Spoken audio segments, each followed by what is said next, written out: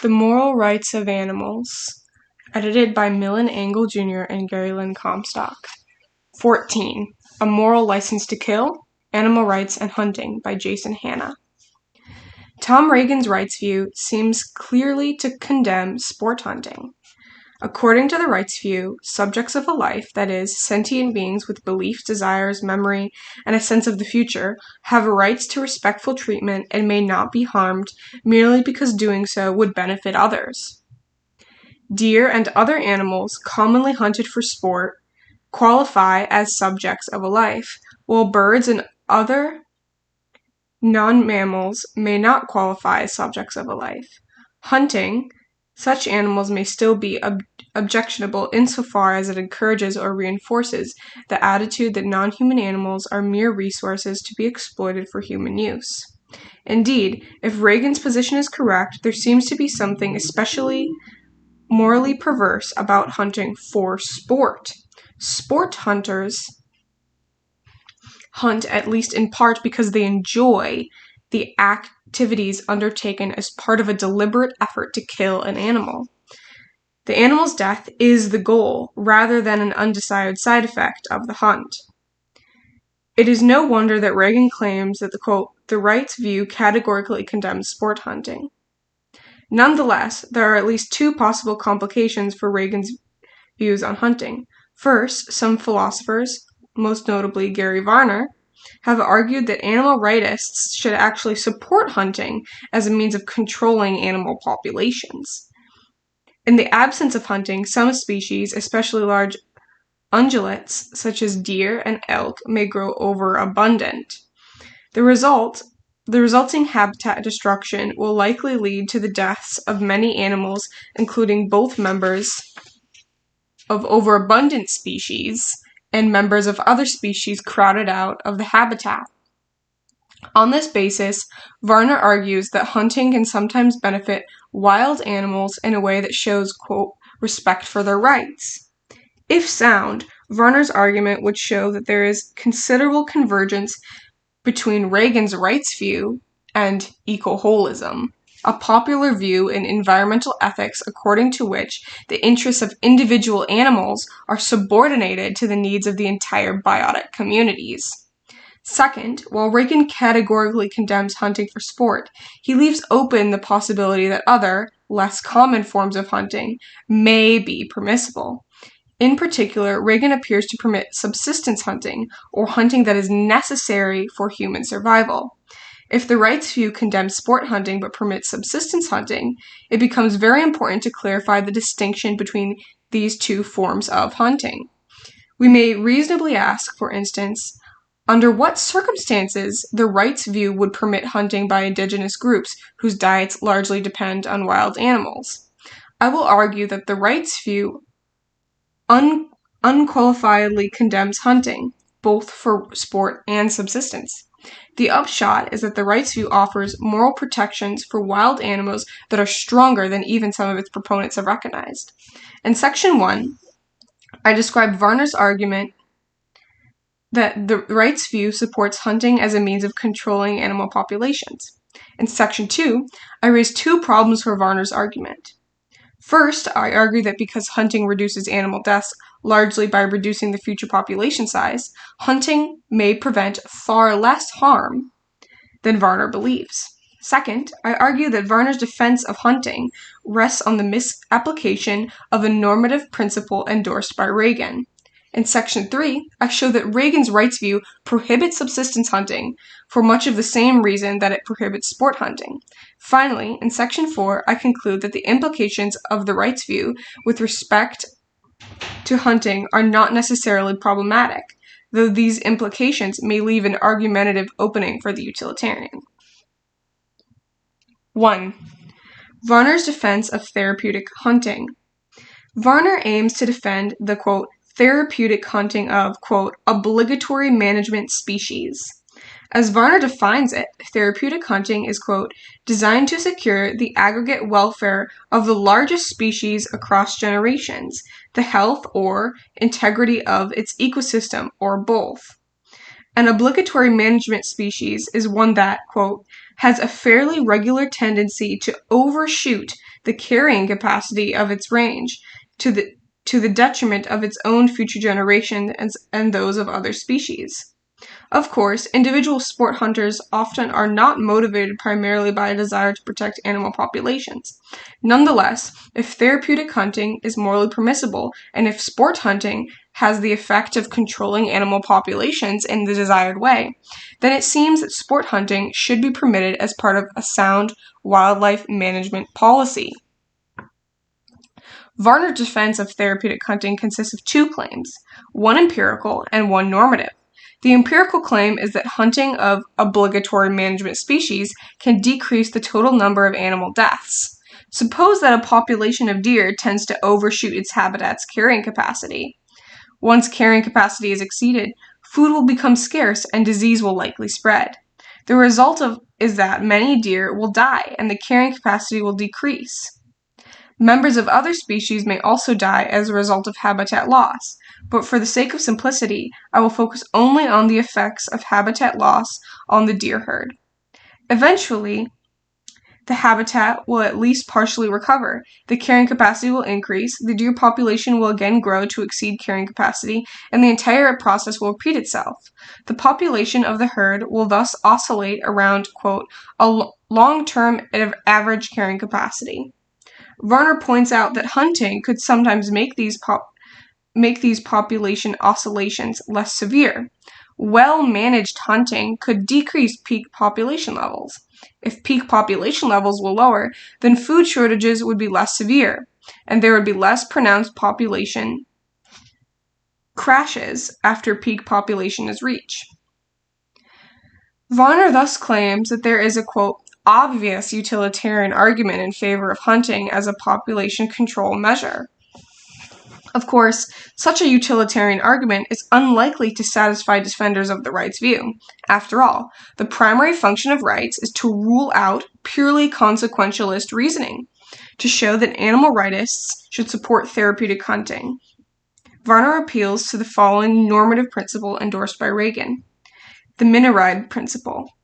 Special considerations aside, when we must choose between overriding the rights of many who are innocent or the rights of a few who are innocent, and when each affected individual will be harmed in a prima facie comparable way, then we ought to choose to override the rights of a few in a preference of overriding the rights of the many. Regan invokes the Mineride principle to deal with prevention cases, or cases in which we, quote, are required to choose between harming a few or harming the many who are innocent. Suppose, for example, that 51 miners are trapped in a mine shaft. We can either A, save 50 miners by detonating a charge that will kill 1, B, save 1 miner by detonating a charge that will kill 50, or C, refrain from intervening, in which case all 51 will die. In this case, if the harm each option would impose on any particular affected individual is equivalent to the harm each of the remaining options would impose on any particular affected individual. Regan thus argues that the Mineride principle applies and that it could support option A, since this option overrides fewer rights. Return now to the case of hunting. When an animal species is overpopulated, some animals will die no matter what we do. Either they will be killed by hunters or they will die from population-induced starvation and disease.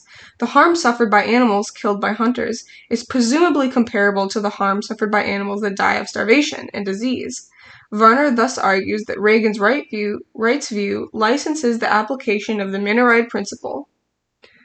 Assuming that Varner is correct about the empirical issues involving population ecology, we at least sometimes have a good reason to expect that hunting would minimize the total number of animal deaths. Varner thus claims that the Mineride principle implies that at least some hunting of obligatory management species is morally permissible, even on Regan's rights view. While the facts described by Varner may also provide a utilitarian case for therapeutic hunting, Varner is careful to point out that his argument from the Mineride principle is not utilitarian. The argument maintains that we ought to prevent as many animals as we can from suffering harm only when the only when the harm each animal would consequently suffer is comparable to the harm that any other animal would otherwise suffer. The argument does not presuppose that we ought to maximize happiness or minimize suffering. To be clear, Varner aims to vindicate only limited forms of hunting, and his argument may fail to support some existing hunting practices for at least 4 reasons. First, as noted above, the argument supports hunting only of obligatory management species. Second, Varner's argument for hunting succeeds only if alternative means of population control, such as sterilization or fertility control, are unavailable or ineffective. As Varner points out, however, there often do not appear to be viable non-lethal methods of population control. Third, if we conclude that hunting is permissible as a means of controlling animal populations, we should probably advocate for the use of methods least likely to cause prolonged suffering. For this reason, Varner notes that defenders of therapeutic hunting may endorse methods that seem unsporting, for instance, the use of powerful weapons from close range. Finally, the need to control animal populations may speak against certain hunting regulations. For instance, although hunters may prefer shooting at bucks to does, the killing of does is more effective in controlling population size. Nonetheless, Varner's argument is significant insofar as it would bridge the apparent divide between animal rightists and environmental ethicists. Many environmental ethicists defend eco-holism, according to which we can be obligated to preserve the, quote, integrity, stability, and beauty of the biotic community, Arthur Leopold. Eco-holists often argue that members of overabundant species should be killed in order to secure the health of the surrounding ecosystem and protect biodiversity. Thus, it appears that a popular view in environmental ethics is simply incompatible with the attribution of rights to animals. If Varner is correct, however, Regan's rights view permits most of the hunting endorsed by environmentalists. Andrew Light observes that Varner's argument, which he considers quote-unquote solid, shows that, quote, one of the principal reasons given for the incompatibility of environmental ethics and animal liberation is either entirely wrong or at very least not necessarily a source of tension. In the following section, however, I argue that Regan and other animal rightists ought to oppose therapeutic hunting. 2. Therapeutic hunting and the Mineride principle. If the Mineride principle is to support therapeutic hunting, 2 conditions must be met. First, it must be true that hunting saves more animals than it kills. Second, it must be true that animals saved as a result of hunting would otherwise have had their rights overridden. If these 2 conditions are met, the Mineride principle will imply that we ought to spare the greater number of animals by permitting hunting. I will argue, however, that this first condition probably is not met, and that the second condition is certainly not met. Does hunting save more animals than it kills? Let's assume that Varner is correct to claim that hunting would at least sometimes reduce total animal deaths. Even if this empirical claim is true, it is ambiguous since it overlooks a distinction between 2 different ways of reducing or minimizing death. One way to reduce death is to reduce the number of deaths that occur, or more accurately, that occur in the near future, among a population of already existing beings. Let's call this a way of reducing death by saving life. If I choose to save the lives of 10 drowning victims rather than 5 in a situation where I cannot save all 15, then I reduce death by saving lives. A second and less obvious way to reduce death is to reduce the number of mortal beings who exist in the future.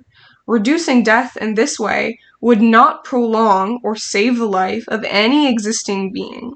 Instead, it would simply prevent some mortal beings from ever coming into existence, and in this way reduce the total number of deaths that occur in the future.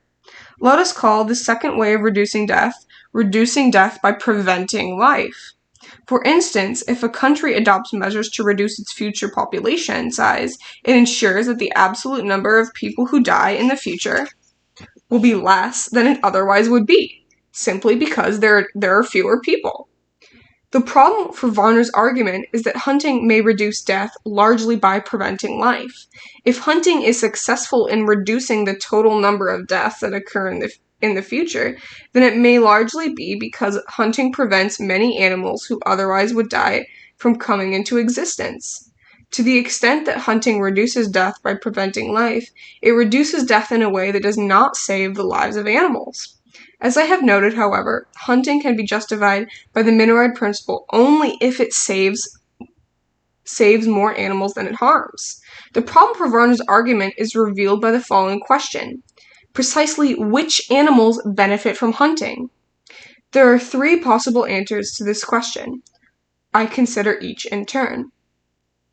Currently existing animals. First, consider the possibility that hunting reduces death by saving the lives of currently existing animals who survived the hunt, but who, in the absence of hunting, would have died or died sooner as a result of population pressures. I will not deny that hunting benefits some currently existing animals in this way. Nonetheless, it is unclear that present hunting saves more currently existing animals than it kills.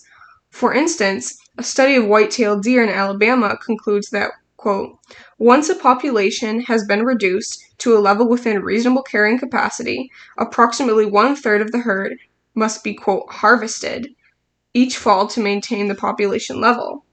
Given that the authors of this study recommend hunting even once the population is within RCC, their concern does not seem to be that unless 1/3 of the herd is killed in the fall, an even greater portion of the same size herd will die over the winter.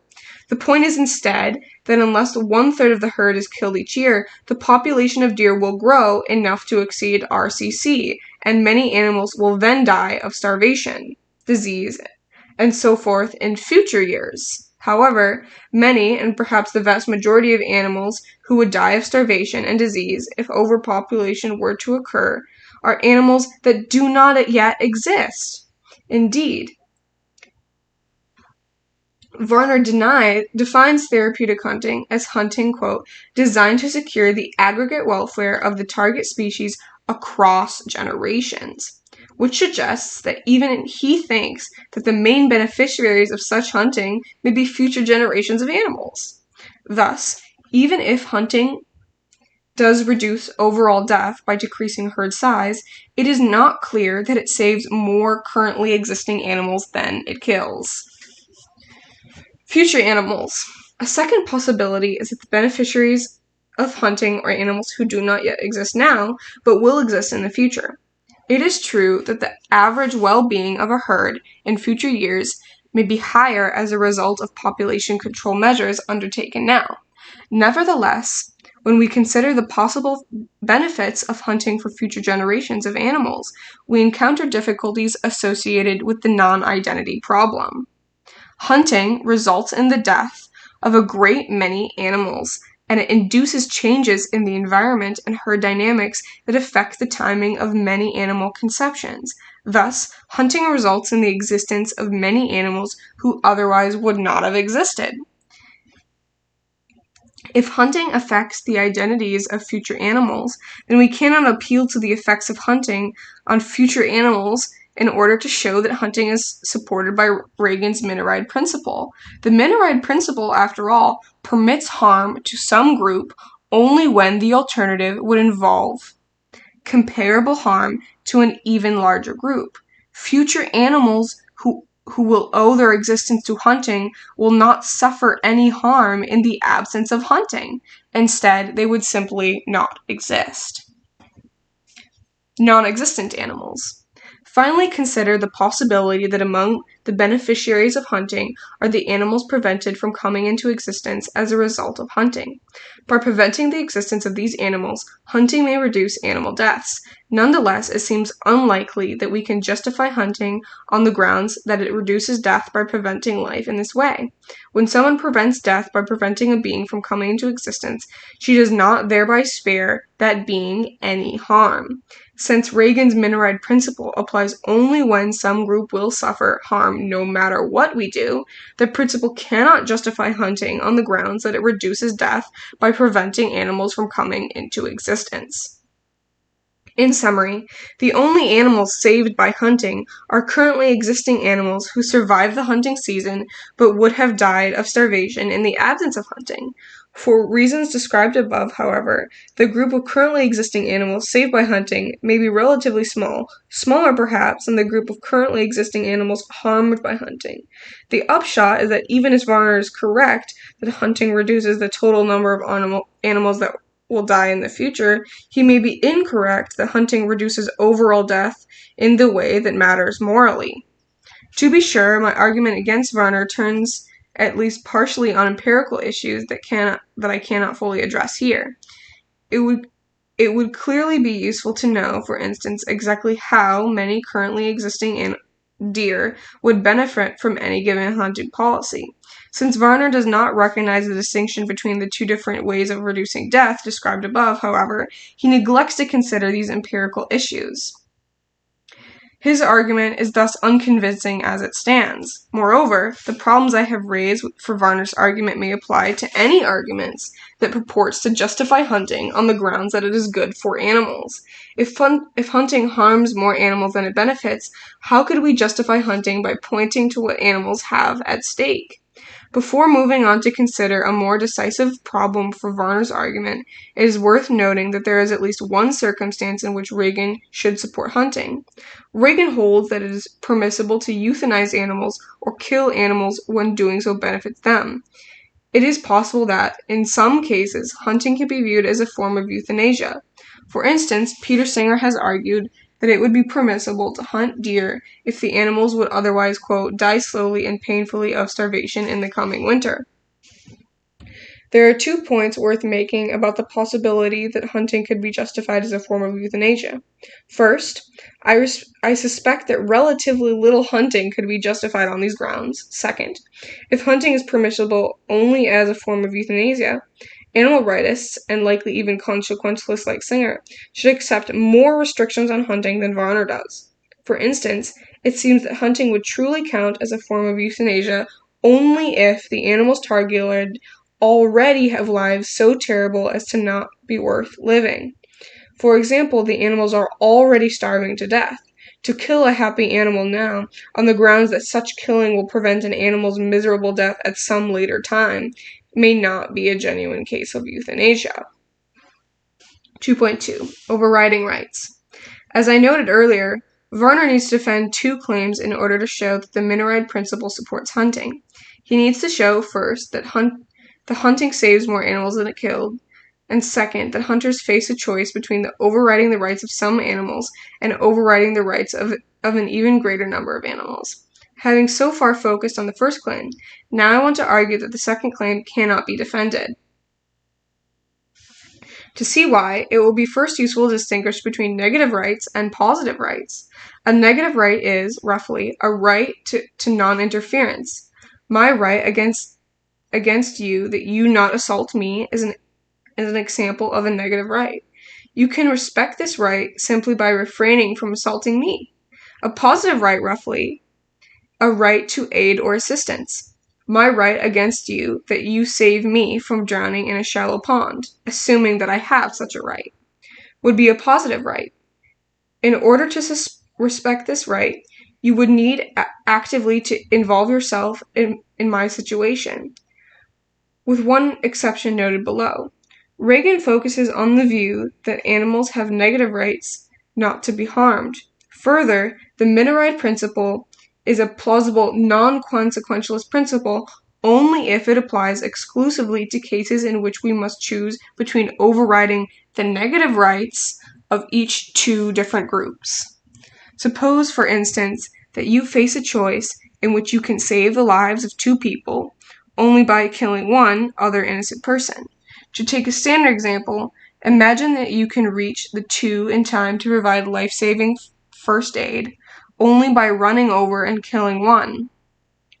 In this case, it may be well that the 2 innocent people have positive rights that you assist them. Still, no consequentialist would want to claim that you may kill one person, thereby violating his negative rights in order to save the 2.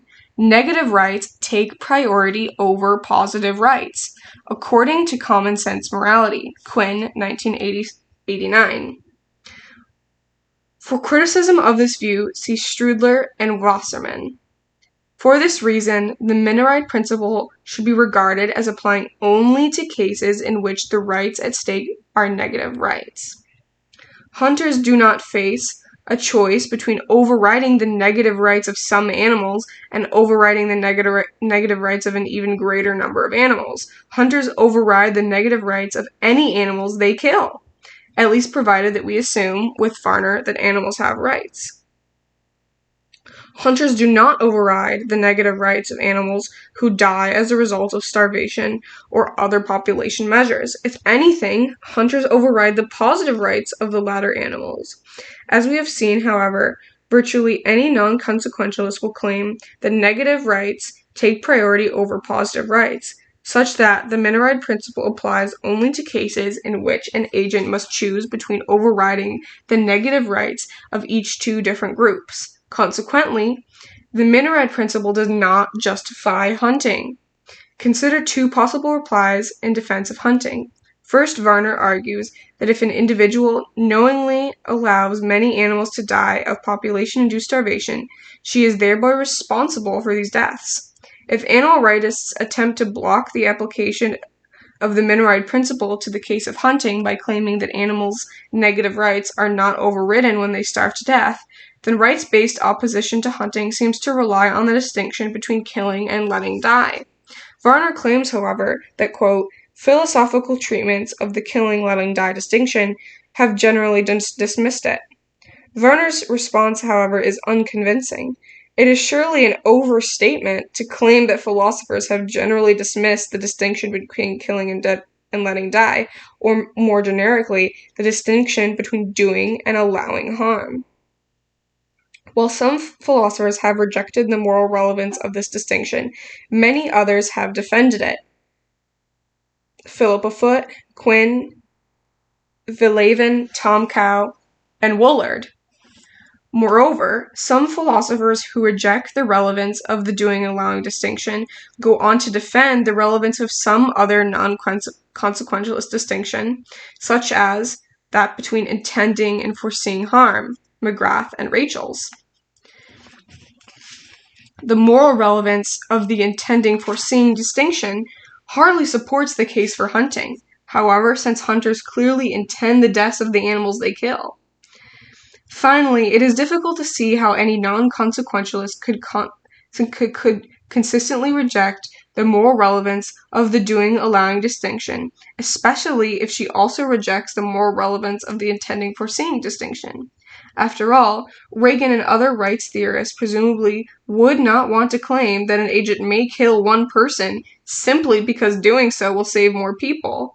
There seems to be no reason to accept this non-consequentialist judgment unless we attribute relevance to the doing-allowing distinction, or some similar non-consequentialist distinction. Consider now a second response to my argument that the Mineride principle does not apply to the case of hunting.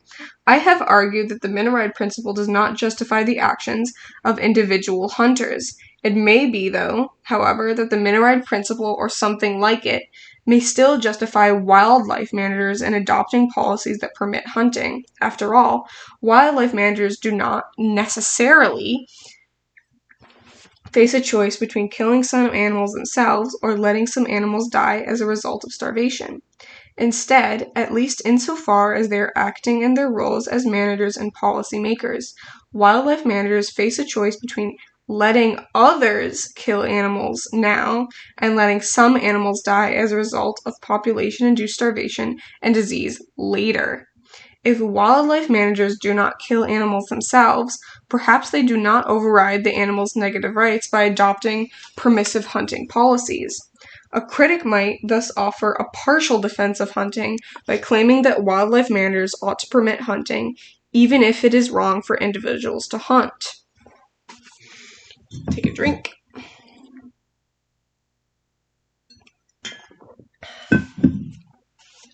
Regan's theory provides him with a way to address this partial defense of hunting, but it is unsatisfying. Regan argues that the rights holder's negative rights impose a duty on others to assist the rights holder if these negative rights are threatened or violated. Quote, "If you have a right to non-interference, then it is my duty to you in this regard does not consist merely of my minding my own business. I also have a prima facie duty to assist you if others deny you the exercise of this right." 1983.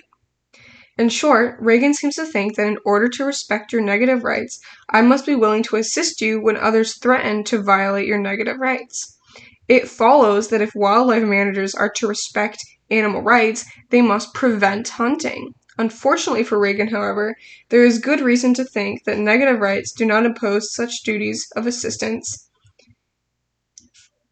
It seems difficult to believe, for instance, that I have a greater moral reason to provide first aid to someone injured by an assailant, that is, to assist someone whose negative rights have been violated, than I do to provide first aid to someone with one equally serious injury caused by a rock slide or a natural disaster. To be clear, I surely have some moral reason to assist in each case. The point is simply that the fact that someone else violated the victim's right in the first case does not give me greater reason to help, nor does it show that my failing to help involves my violating the victim's negative rights. Still, there is a different reason for Regan to hold that wildlife managers should not permit hunting. Officials and policymakers may not encourage others to violate rights in order to achieve a particular policy objective. Consider an analogy. Suppose that the human population of some country has been growing very quickly. To show population growth, government officials encourage private doctors to sterilize patients against their will, and the government sets up a licensing system to keep track of how many patients each doctor has sterilized. The government could not plausibly defend its policies by pointing out that private doctors, rather than government officials, performed all of the procedures. After all, government officials sanctioned and encouraged the doctor's actions. Likewise, if hunting is wrong, it is wrong for wildlife managers and regulatory agencies to encourage hunting or offer hunting licenses, or rely on hunting as a means of achieving wildlife management objectives. If I'm correct that Varner's argument fails to justify the actions of individual hunters, then it also fails to justify wildlife management policies that encourage hunting. 3. Subsistence hunting and lifeboat cases. So far, I have defended Regan's views on hunting by arguing against Varner that therapeutic hunting is not supported by the Mineride principle. In this section, however, I argue that Regan fails to appreciate how demanding the rights view is. In particular, Regan's rights view condemns subsistence hunting for essentially the same reasons that it condemns therapeutic hunting.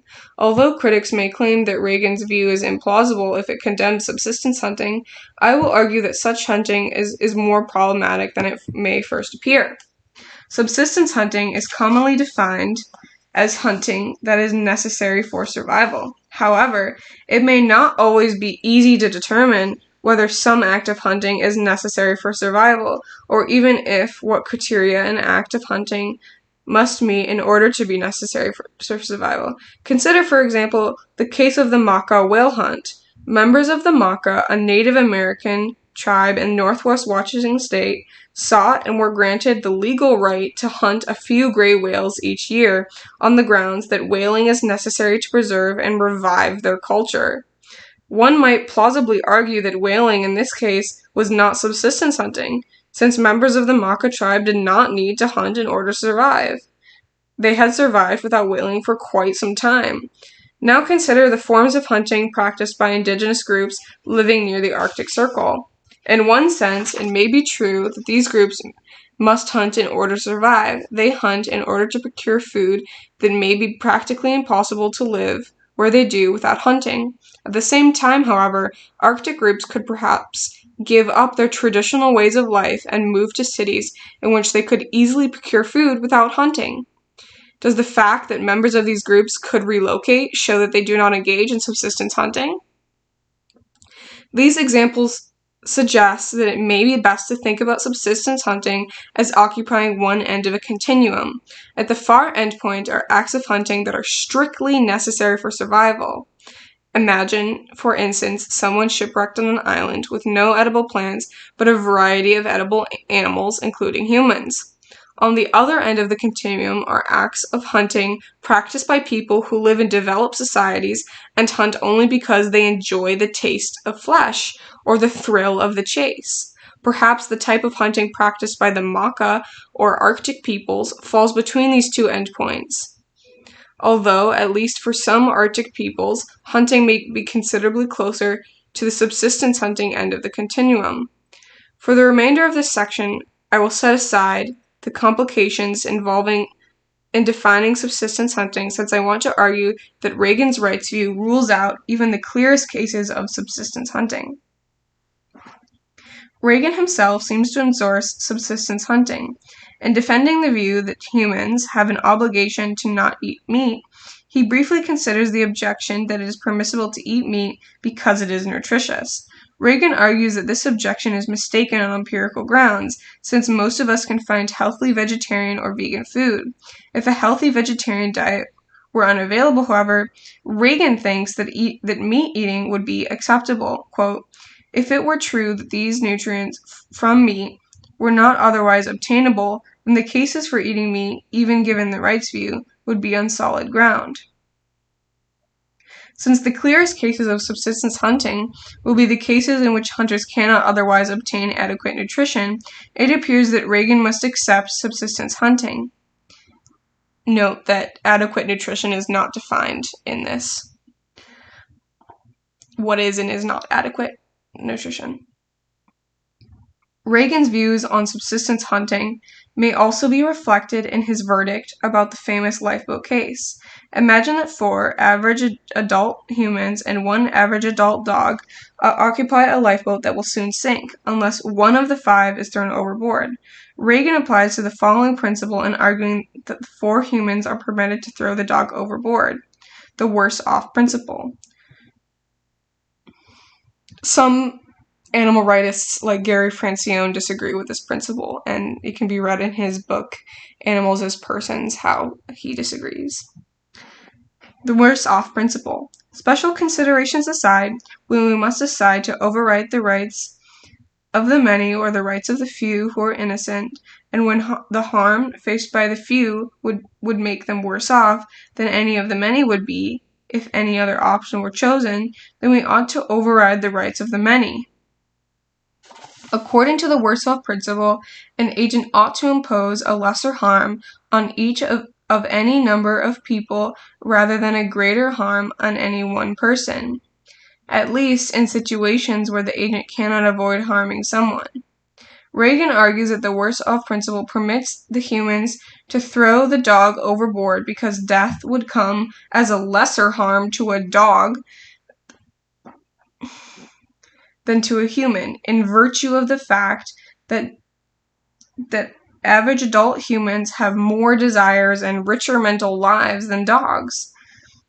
Likewise, Regan argues that if the occupants of the lifeboat instead face the question, quote, of which individual to eat if the 4 others are to survive, end quote, it is permissible for the 4 humans to kill and eat the dog.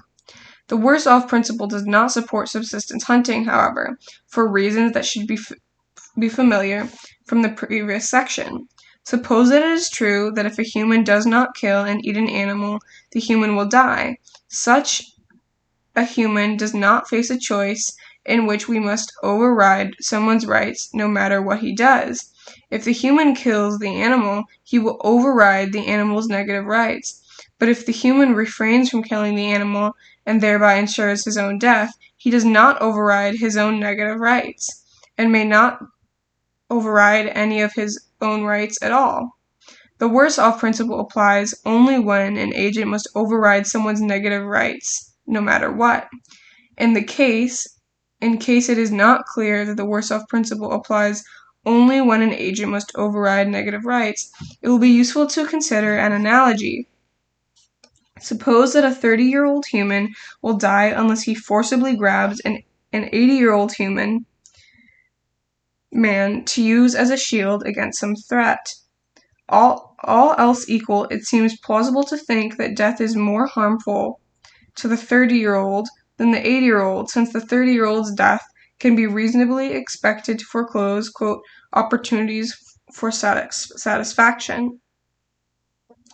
Still, the Warsaw Principle would not permit the younger person to kill the older person in order to save his own life.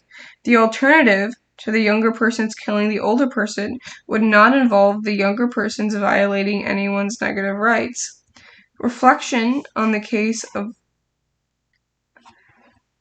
the younger human and older human shows that the worse-off principle applies only when an agent faces a choice between overriding someone's negative rights in a way that causes harm and overriding someone else's negative rights in a way that causes even more harm. When properly interpreted, then, the worse-off principle does not support subsistence hunting. At this point, it is worth considering an objection to my interpretation of the worse-off principle. If the application of the worse-off principle is restricted in the way I have argued it should be, then the worse-off principle will not apply even to Regan's original lifeboat case. After all, if the 4 humans in the original lifeboat case refrain from throwing the dog overboard and all 5 die when the boat sinks, the humans do not thereby override anyone's negative rights. By contrast, if the 4 humans in the original lifeboat case throw the dog overboard, they do seem to override the dog's negative rights. Consequently, the humans cannot justify throwing the dog overboard by appealing to the worse-off principle, not at any rate. If the worse-off principle applies only when an agent will override someone's negative rights no matter what he does, because Regan attempts to defend his verdict about the lifeboat case by appealing to the worse-off principle, however, it may be thought that the principle should not be restricted to cases in which only negative rights are at issue. In response, I believe that it is indeed a mistake for Regan to apply the worse-off principle to the lifeboat case. Nonetheless, there is a closely related principle that yields Regan's desired verdict about the case. The principle I have in mind applies to cases in which an agent can spare a rights holder from harm only by imposing a lesser harm to another rights holder. And the alternative to his harming someone is that all would suffer these respective harms anyway. We thus arrive at what I should call the modified worse-off principle. An agent A is permitted to override the rights of a being B if many beings, including B, will be harmed unless A overrides someone's rights. And overriding B's rights is the least harmful way of avoiding the outcome in which many, including B, are harmed. According to the modified worse-off principle, the special condition that justifies the 4 humans in killing the dog is not merely that death is worse off for the human than it is for the dog, presuming that that's true, but also that everyone, including the dog, will die if no one is thrown overboard. We must think of the justification here as proceeding in 2 stages. First, the humans need a justification for throwing some occupant of the raft overboard. They are justified in throwing someone overboard because the alternative is that everyone now on the raft will die. Second, the humans need a justification for their choice of which occupant will be thrown overboard, because the death of the dog would be presumably less harmful than the deaths of any of the humans. The modified worse-off principle permits the humans to kill the dog. The modified worse-off principle thus yields Regan's desired conclusion about the lifeboat case. Moreover, the modified worse-off principle provides a compelling explanation of why it is permissible for humans to kill the dog, because everyone on the raft will die unless someone is thrown overboard. None of the occupants has a justified complaint about the choice to throw someone overboard. Once the human occupants of the raft have decided to throw someone overboard, it seems eminently fair and consistent with the respect for rights to kill the being who will be presumably least harmed by death. The important point for our purposes is that the modified Worsoff principle, like the original Worsoff principle, does not permit subsistence hunting.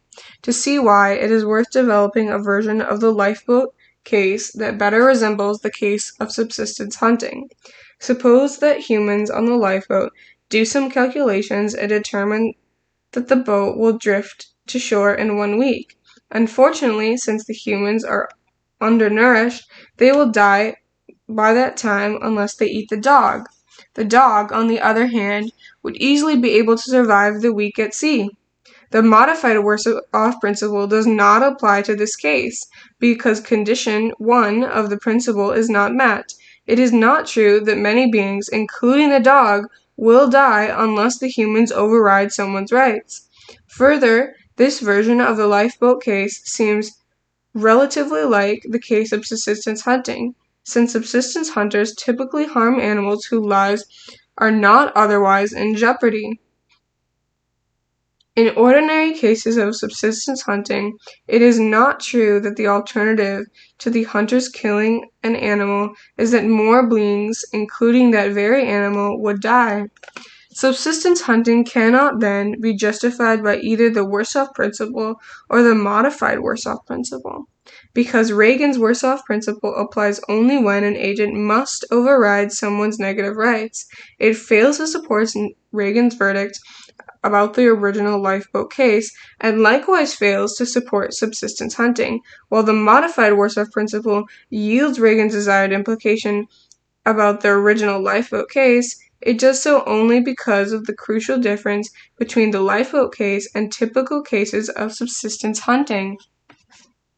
Of course, even if subsistence hunting cannot be justified in the same way as the human's choice to kill the dog in the original lifeboat case, one might argue that subsistence hunting can be justified in some other way that is consistent with Regan's rights view. Although this possibility cannot be ruled out, it appears that defenders of the rights view have positive reason to conclude that subsistence hunting is morally impermissible. One reason becomes apparent from the reflection on the commonly employed argument for marginal cases. Suppose that, for some reason, an average human adult can save his own life only by killing and eating an otherwise healthy human with severe cognitive disabilities. It is far from clear that the average human adult may kill the human with cognitive disabilities. At the very least, many people, especially those opposed to consequentialism, would deny that the average human adult is permitted to kill simply because doing so is necessary to keep himself alive. If one thinks that it is wrong for an average human adult to kill in such a case, one should probably also think that it is wrong for an average human adult to kill an animal in a similar case.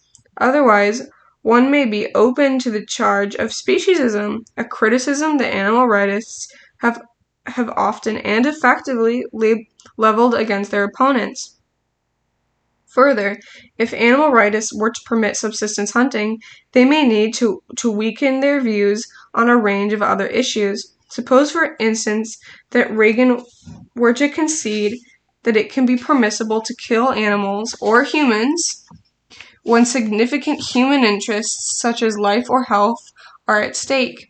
Such a concession may force Regan to retract his unquelled opposition to medical experimentation on animals or cognitively disabled humans. Insofar as Regan and other animal rightists believe that it would be wrong to experiment on animals, even if doing so were to benefit humans, they must seemingly also condemn subsistence hunting. Subsistence hunting can perhaps be seen as a test case dividing animal rightists from utilitarian defenders of animal liberation. Utilitarianism would permit most subsistence hunting, since the death of an average adult human, quote, is presumed to be a greater loss than the death of a non-human animal.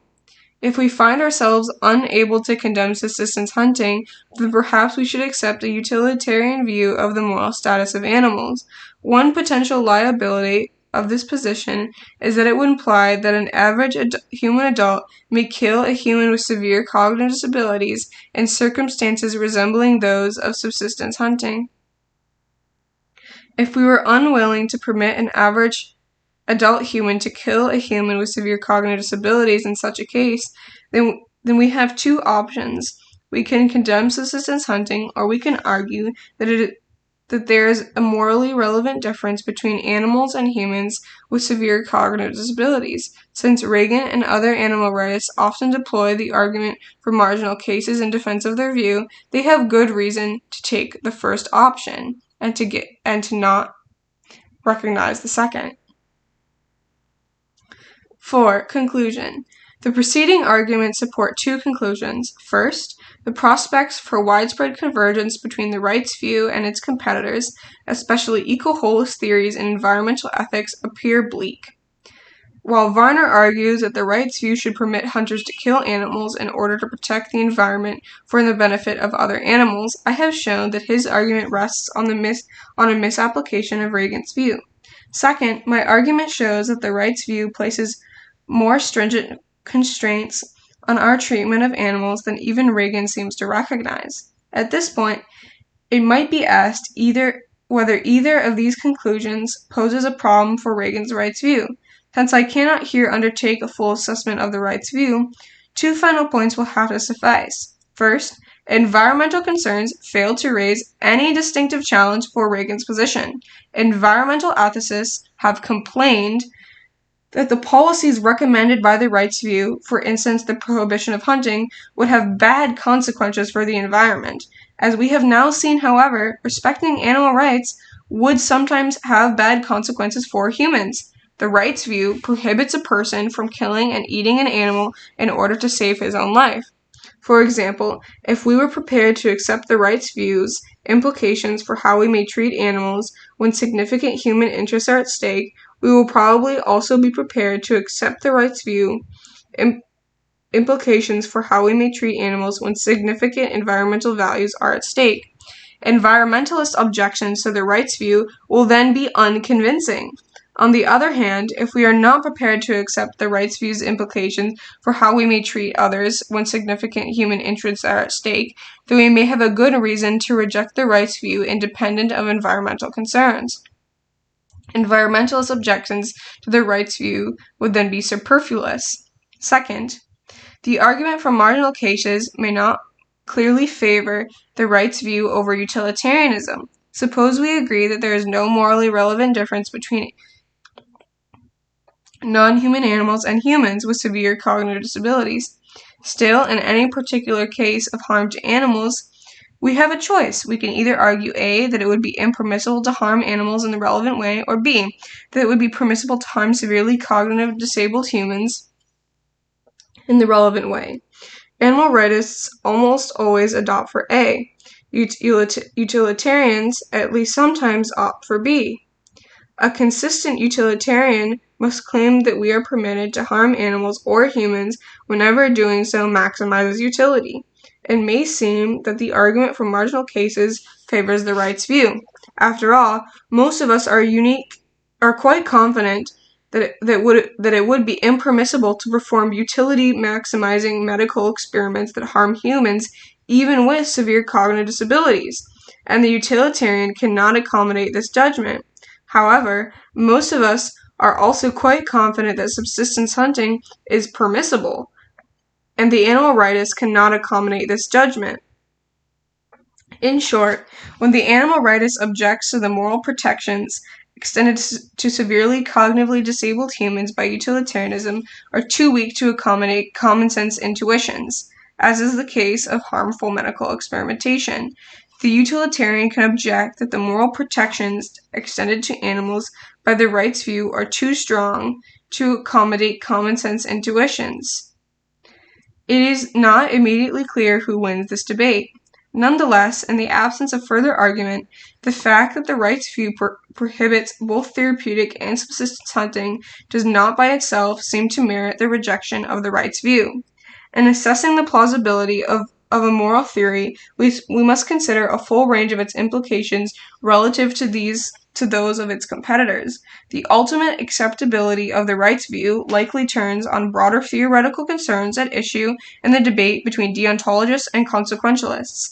Thus, while the rights view places more stringent constraints on our treatment of wild animals than Regan seems to recognize, a broader inquiry would be necessary to show that these constraints are too stringent. And that is the end of Jason Hanna's article, A Moral License to Kill. After reading, I have a couple notes. It is not the case that all animal rights positions make a distinction between Homo sapien and non-Homo sapien animals having more or less value due to, quote, the complexity of their desires.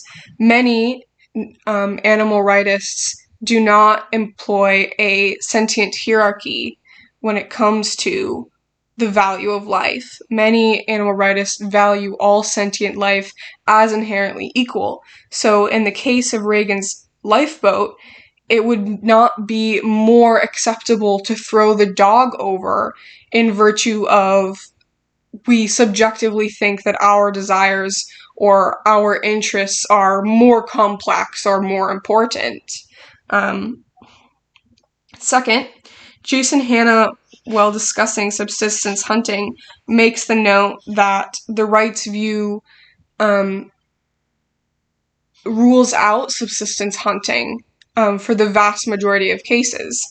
And I think that is also true, without even taking into accordance the point he has argued here about the worse off principle.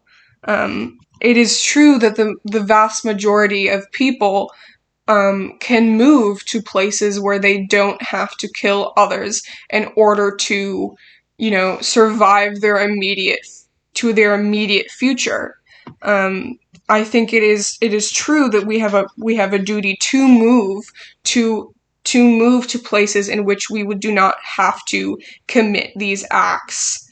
I, however, am not yet convinced that it is immoral to kill someone if our life is in immediate danger. I think these lines have to be more addressed by philosophers and people who study animal rights. It's that there is a line of when is it permissible to kill someone? There's been intuitions that it is permissible to kill someone when your life is at immediate stake. And only when your life is at immediate stake is it permissible to kill someone. This also connects to the argument of, what is adequate nutrition? Is adequate nutrition living like a superhuman? Is adequate nutrition living to 100 years old? Or is adequate nutrition living, past your immediate, living past, your immediate future, that you want to have nutrition in order to meet your immediate future. It is not to live forever or make sure that you never get a disease. I think that these sort of lines need to be more easily addressed. And he also makes the point that the modified worse off principle, if animal rightists don't accept these implications that he's talking about with the principle, that they would be liable to accept some forms of animal experimentation because because doing so will save the immediate life of someone else. I am not convinced that these lines would stop at other animals. I think that it would follow that the case is true for, all humans, basically all sentient beings. So when we decide, what the line is for when we can kill someone else in order to achieve our own ends, I think those implications follow regardless of level, quote-unquote, of sentience. Anyway, that was my reading of Jason Hanna's A Moral License to Kill and The Moral Rights of Animals, a collection of writings dedicated to Tom Regan after his passing. Thank you for listening.